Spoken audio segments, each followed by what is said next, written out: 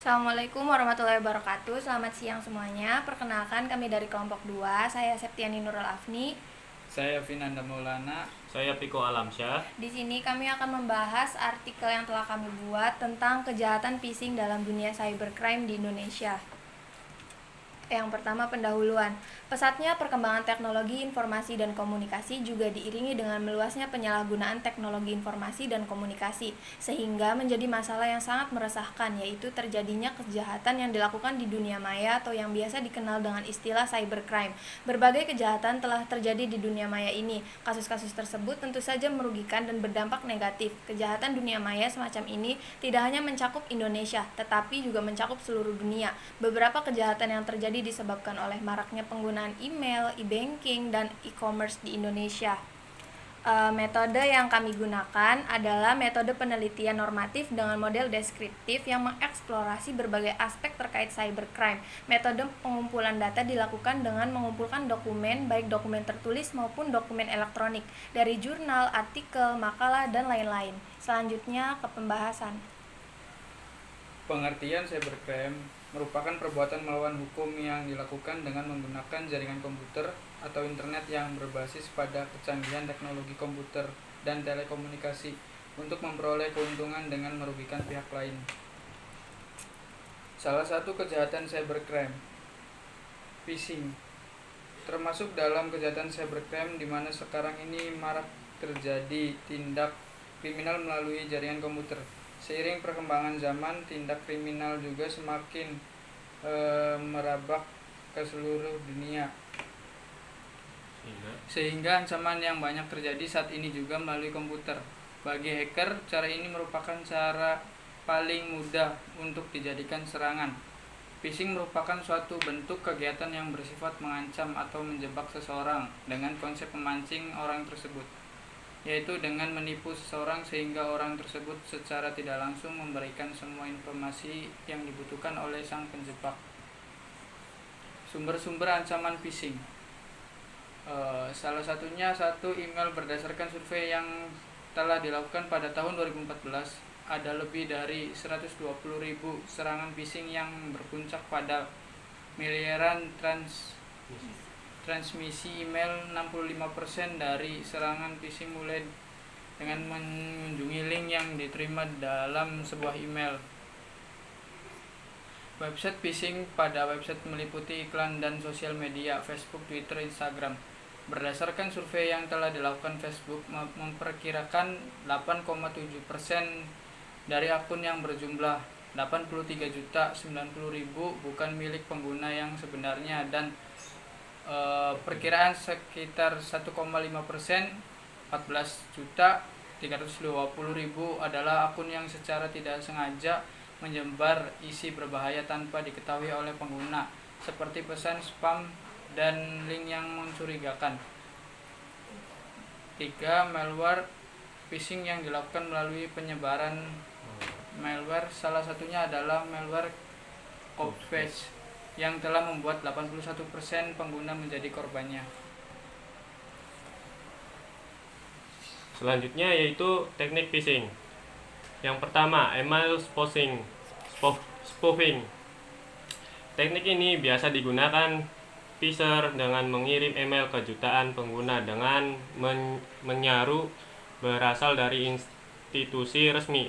Biasanya email berisi permintaan nomor kredit, password, dan mendownload form tertentu. Yang kedua, pengiriman berbasis web. Pengiriman berbasis web adalah salah satu teknik phishing yang paling canggih, juga dikenal sebagai man in the middle. Hacker terletak di antara situs web asli dan sistem phishing. Yang ketiga, pesan instan atau chatting. Olah pesan cepat adalah metode di mana pengguna menerima pesan dengan link yang mengarahkan mereka ke situs web phishing palsu yang memiliki tampilan yang sama dan merasa situs sebagai situs yang sah. Yang keempat, Trojan horse. Hacker terlihat mencoba untuk login ke akun pengguna Anda untuk mengumpulkan kredensial melalui mesin lokal. Informasi yang diperoleh kemudian dikirim ke phisher. Yang kelima, manipulasi tautan atau link. Manipulasi link adalah teknik di mana user mengirimkan link ke seluruh website. Bila pengguna mengklik pada link tersebut, maka akan terbuka ke website user, bukan link website sebenarnya. Yang keenam, malware phishing. Penipuan phishing melibatkan malware memerlukan cara untuk dijalankan pada komputer pengguna. Malware ini biasanya melekat pada email yang dikirimkan kepada pengguna oleh user. Setelah korbannya mengklik pada link maka malware akan mulai berfungsi.